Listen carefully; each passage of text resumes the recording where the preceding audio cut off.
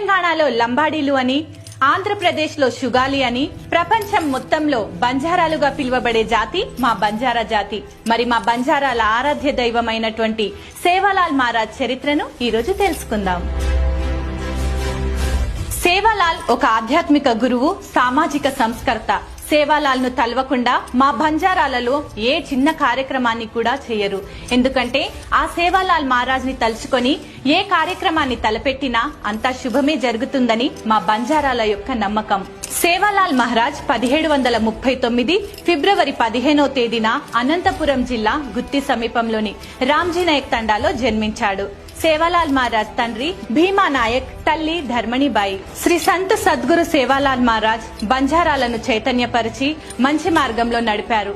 బంజారాల హక్కుల కోసం నైజాం రాజులతో, బ్రిటిష్ వాళ్లతో పోరాడారు. సేవాలాల్ మహారాజ్ తన జీవిత మొత్తాన్ని బ్రహ్మచారిగా ఉండి శ్రీ జగదంబ మాతకు తన జీవితాన్ని అంకితం చేశాడు.